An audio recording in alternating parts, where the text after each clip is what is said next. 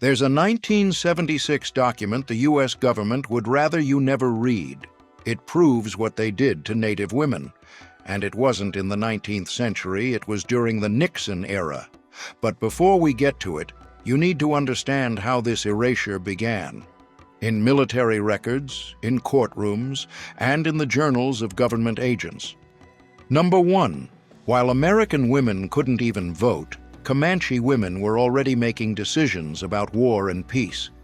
Records from soldiers and ethnographers between 1830 and 1870 show that they had a say in tribal decisions, owned their own horses and property. And back then, horses were money. They could get divorced whenever they wanted. All they had to do was put their husband's belongings outside the teepee, and the marriage was over. No judge, no paperwork, no arguments. Now pay attention to this part. Women in the U.S. didn't get the right to vote until 1920 with the 19th Amendment, decades after Comanche dominance had been destroyed by the U.S. Army. In other words, the soldiers who fought the Comanche came from a society where their own wives had fewer rights than the women of the people they were destroying. Number 2. Geronimo trusted her to guide women and children across the Rio Grande, right under the U.S. Army's nose. And the Army knew who she was. Their own military reports recorded her actions in combat. Lozen was the sister of Victorio, chief of the Chiricahua Apaches, who said of her, "A warrior as dependable as any man." She fought for decades, crossed rivers with fugitives while soldiers patrolled the banks, and was by Geronimo's side at the final surrender in 1886. Her reward? She was sent to Florida as a prisoner of war and died of tuberculosis in Alabama in 1889. And here's the detail that's hard to ignore. Her name doesn't appear in a single peace treaty. The documents that ended the war she had fought her entire life simply pretended she had never existed. Number 3. Sand Creek. The order was to spare no one. On November 29, 1864, Colonel John Chivington led 700 soldiers to a Cheyenne camp in Colorado. Chief Black Kettle had raised the American flag and a white flag, the universal sign of surrender. It didn't matter. Days earlier, Chivington had told the troops, "Kill them all, big and small." And that's what they did. Between 150 and 500 people died that morning, most of them women, children, and the elderly. Soldiers who were there later described scenes they could never forget, and some refused to fire. Congress investigated and called it what it was, a deliberate massacre. But here's the part few people know. Chivington never spent a single day in jail. He left the Army before the trial, and the military court could no longer touch him. Number 4. Here's one most Americans never heard about in school. California joined the Union in 1850 as a free state, but that very same year, it passed a law called the Act for the Government and Protection of Indians. The name sounds good, right? In practice, it allowed any citizen to go to court and claim the labor of a Native American considered a vagrant. The result was a system of slavery disguised as a contract, and it mainly affected women and children. Children were sold for as much as $200. Historians estimate that tens of thousands of Native Americans were forced to work this way between 1850 and 1863. In other words, while the rest of the country was fighting over abolition, the free state of California kept Native American slavery going for 13 years and only put an end to it in the middle of the Civil War. Number 5. Imagine a government wagon pulling up to your door to take your 5-year-old daughter, and you wouldn't see her again for years. That's exactly what happened to thousands of Native families after 1879, when Richard Pratt opened the Carlisle Indian School under one chilling motto, "Kill the Indian, save the man." Girls as young as 5 or 6 were taken, by force if their parents resisted, and shipped hundreds of miles from home. Letters home were banned or censored. Speak your own language? You got beaten for it. And here's the part most folks never hear. These girls weren't being educated for a better life.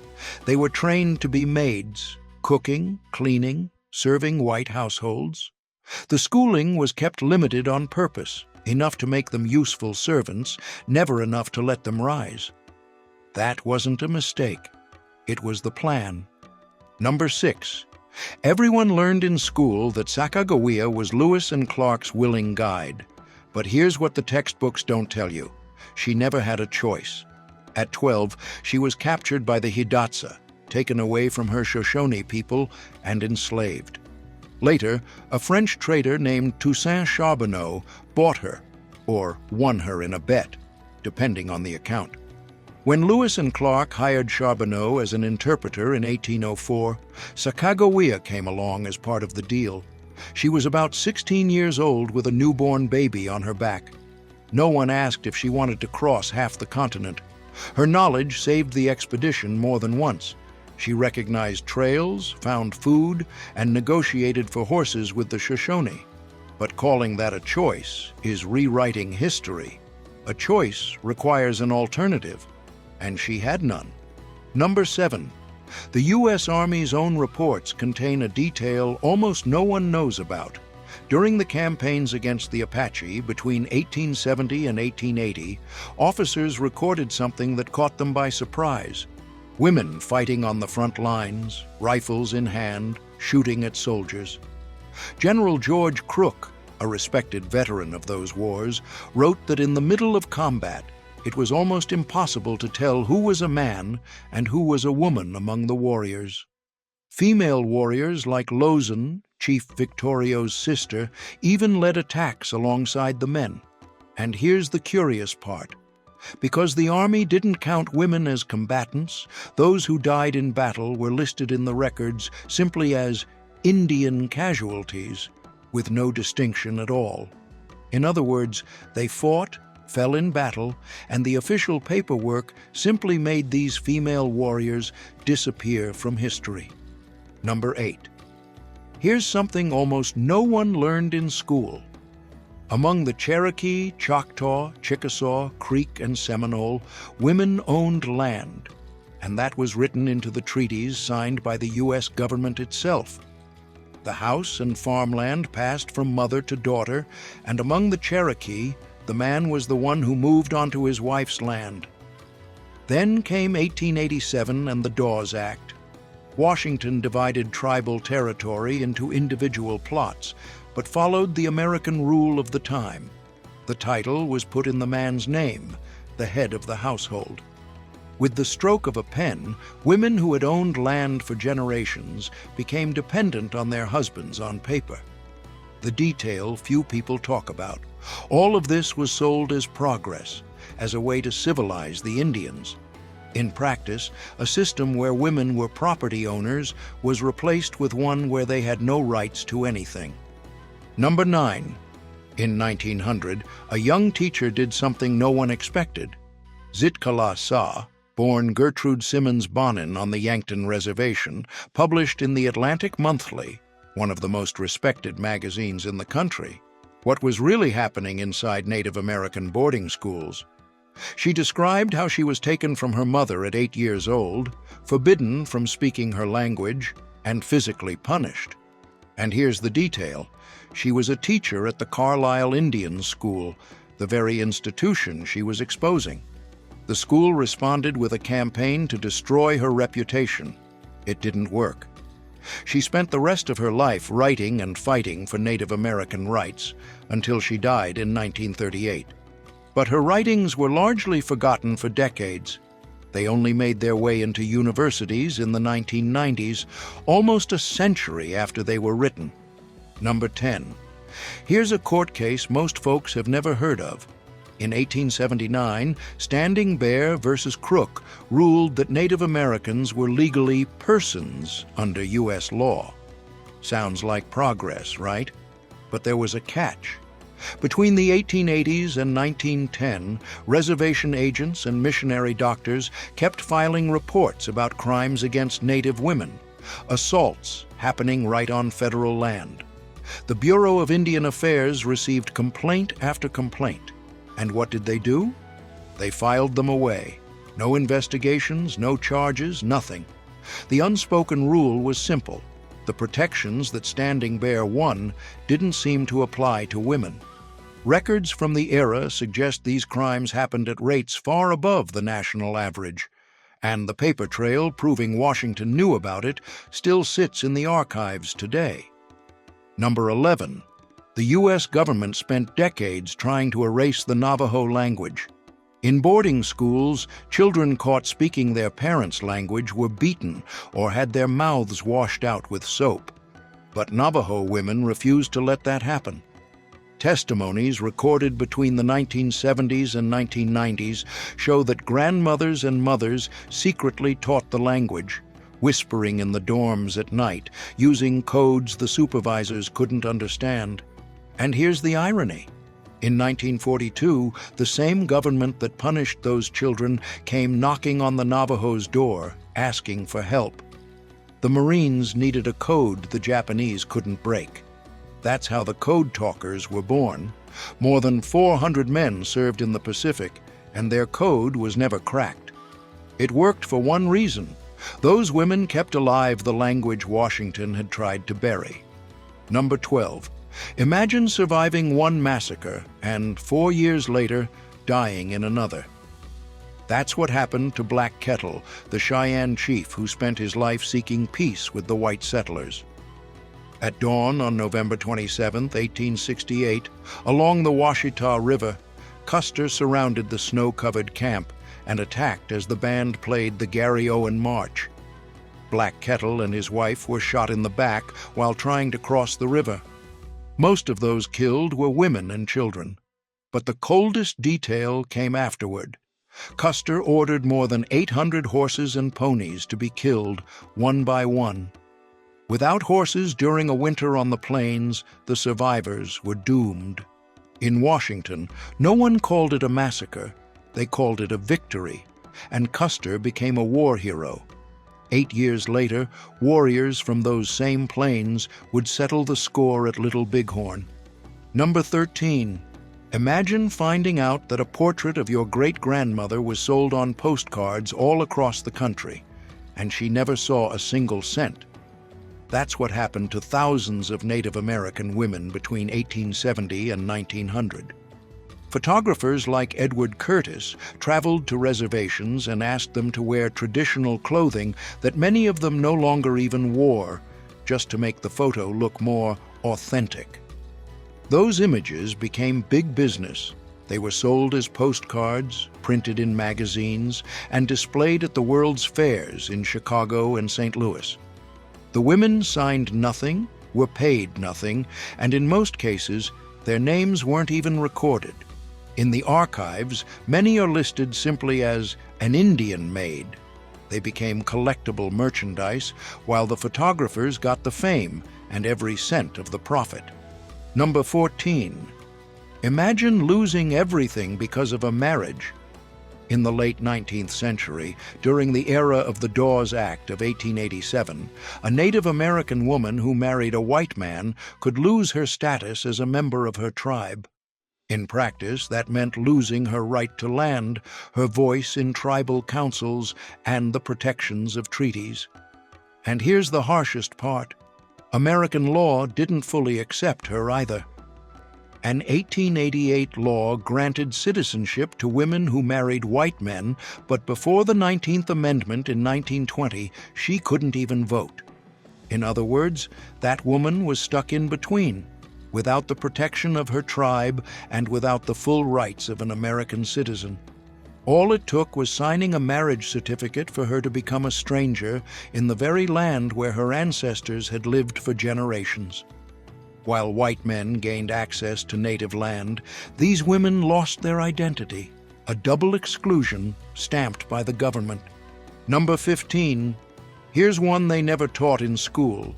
In 1976, the Government Accountability Office, the government's own watchdog, investigated the Indian Health Service and confirmed thousands of Native American women had been sterilized in just 4 years. Researchers later estimated it hit 25 to 50% of Native women of childbearing age. Many never gave real consent. Some were under anesthesia for other procedures when it happened. And here's the part that gets you: this wasn't the 1800s. It happened while Nixon was in the White House and families were watching All in the Family. The report was published, the numbers were in black and white, yet not one person was ever prosecuted. It was population control aimed at one specific group of American women. And it happened within living memory.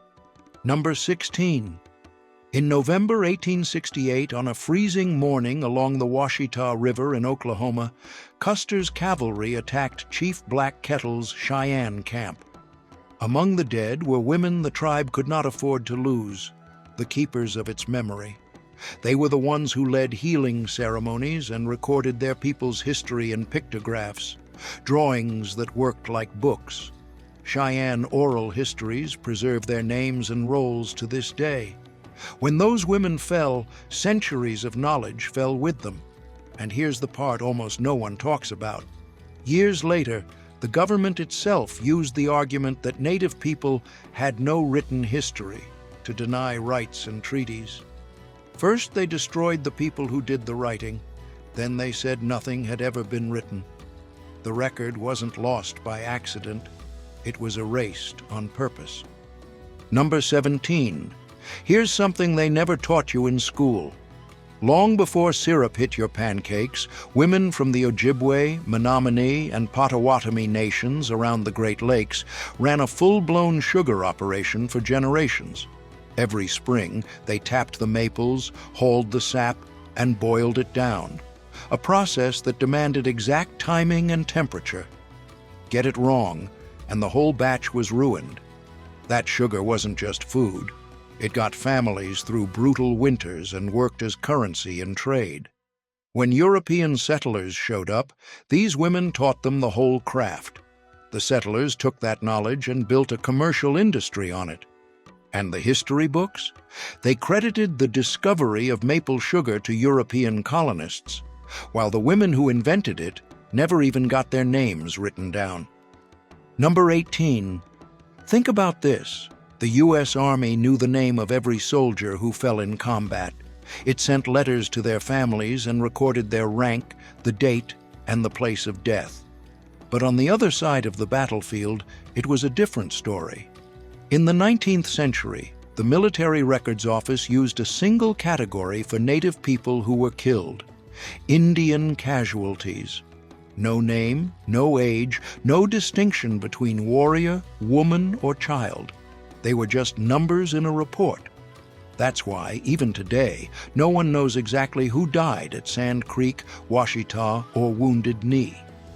Researchers trying to put those lists together depend almost entirely on the tribe's oral memory, passed down from generation to generation. And here's the disturbing detail. This wasn't an oversight. It was official government policy. The erasure of these women began on paper long before it made its way into the history books. Number 19. Here's something no one ever told you in school. Long before 1776, there was already a democracy working in North America, and the women were the ones who really held the power. In the Iroquois Confederacy, the elder women of each clan, known as clan mothers, chose the chiefs.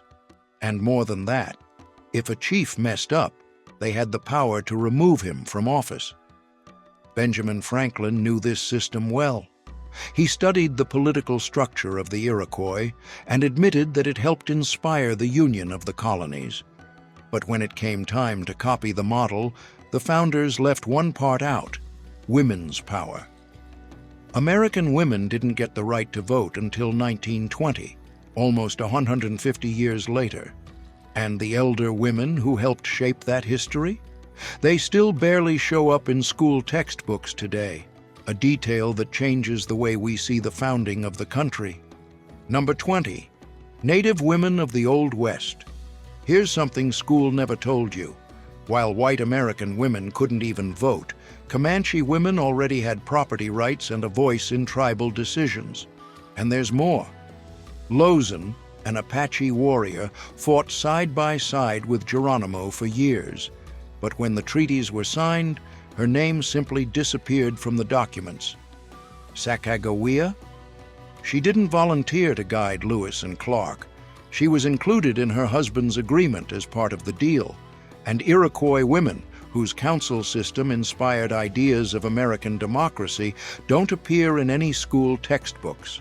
The most disturbing part: until 1976, the government maintained a documented program of forced sterilization of Native women. And in military reports on the massacres, they didn't even have names. They were just numbers in the count. Most of these women lived and died without any record at all. Learning this history is the least we can do for the people the official records chose to forget.